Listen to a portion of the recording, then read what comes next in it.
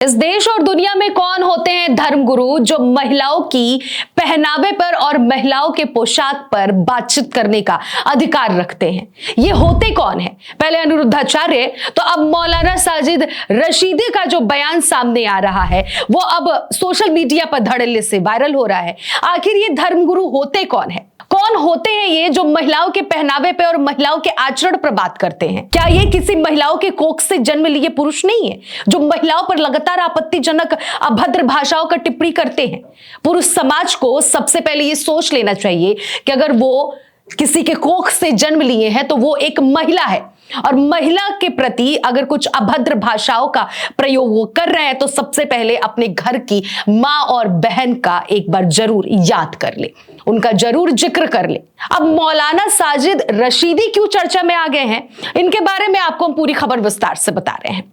उससे पहले आपको बता दें कि आप देखना शुरू कर चुके हैं द फ्रीडम वॉइस और मैं हूं आपके साथ अनन्या मिश्रा। मौलाना साजिद रशीदी एक टीवी डिबेट शो में बैठकर समाजवादी पार्टी के अध्यक्ष अखिलेश यादव की पत्नी और सांसद डिंपल यादव पर अभद्र भाषा का प्रयोग करते हैं, आपत्तिजनक भाषा बोलते हैं जो बेहद ही शर्मिंदगी भरी शब्द होते हैं, जिसको सुनकर एंकर ने खुद उनके जुबान पर लगाम लगाई। दरअसल होता यूं है कि बीते कुछ दिनों पहले संसद भवन के ठीक बगल में एक मस्जिद है जहां पर अखिलेश यादव अपने सभी सांसदों के साथ बैठकर वहां पर बातचीत की है, जिसको लेकर बीजेपी उन पर जमकर बरसी। यहां तक कि कई मुस्लिम धर्मगुरु थे जिन्होंने ये भी कहा कि डिंपल यादव का वहां पर जाना या फिर महिलाओं का वहां पर जाना सही नहीं था। ये बैठक जो मस्जिद में बैठक हुई है ये बैठक के लिए नहीं मस्जिद बनाया गया है, ये धर्म के साथ खिलवाड़ हो रहा है।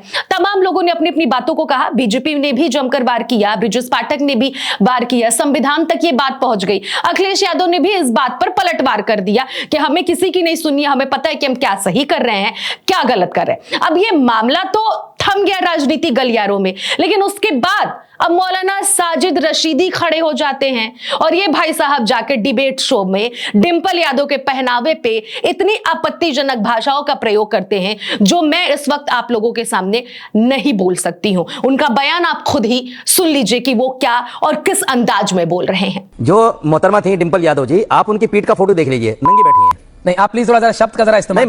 मैं इसलिए कह रहा हूं अंसार भाई को समझाने के लिए कह रहा हूं। आप समझाने के लिए बेहतर शब्द का इस्तेमाल कर सकते हैं। तो आपने सुना कि मौलाना साजिद रशीदी किस तरह से डिंपल यादव को कितनी अभद्र भाषा बोल रहे हैं, और ऐसे में अब ये मामला डिबेट शो से अब सोशल मीडिया पर पहुंच गया है। सोशल मीडिया पर ये वीडियो धड़ल्ले से वायरल हो रहा है, जिसको देखते हुए समाजवादी पार्टी के कार्यकर्ताओं में और समर्थकों में गुस्सा है। समाजवादी पार्टी इसको लेकर प्रदर्शन भी कर रही है। यहां तक कि कई समाजवादी पार्टी के नेता हैं जो सोशल मीडिया पर पोस्ट करके मौलाना को खरी खोटी सुना दिए हैं।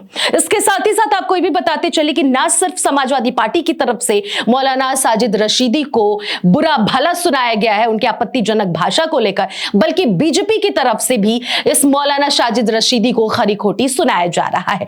यहां तक कि कांग्रेस की तरफ से भी सुनाया जा रहा है। सभी पार्टियों ने इनको सुनाया है जिस तरह से इन्होंने एक महिला के खिलाफ इतनी अभद्र भाषाओं का प्रयोग किया है।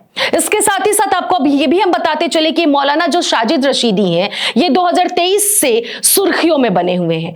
तब से इनका वीडियो वायरल हुआ, तब से इनका बयान वायरल हुआ। अब कौन कौन से इनके बयान हैं, इन्होंने क्या कुछ किया है, इसके बारे में आपको हम बताते चलते हैं। अभी वक्फ बोर्ड का मामला हाल ही में लगातार सुर्खियों में बना हुआ था, जिसको लेकर इन्होंने भारतीय जनता पार्टी को सपोर्ट भी किया था।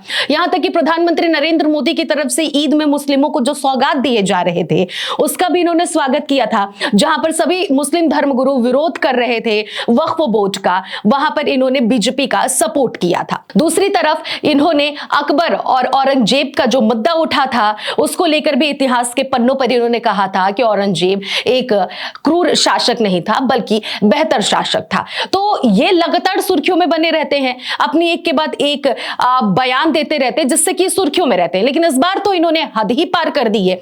और ये भी आपको बताते चले कि इनकी इस अभद्र भाषा का प्रयोग करने के बाद एफआईआर भी दर्ज हो गई है। अब देखना ये होगा कि आगे की कार्रवाई इन पर क्या होती है। लेकिन महिलाओं पर ये हिंदू धर्म के धर्मगुरु, मुस्लिम धर्म के धर्मगुरु, आखिर ये होते कौन है जो महिलाओं के पोशाक शुरुआत से लिए उनके आचरण पर सवाल खड़े करते हैं। आपका क्या विचार है? कमेंट बॉक्स में जाकर अपनी प्रतिक्रिया जरूर दीजिएगा। फिलहाल इस खबर में इतना ही। बाकी खबरों के लिए बने रहिए द फ्रीडम वॉइस के साथ।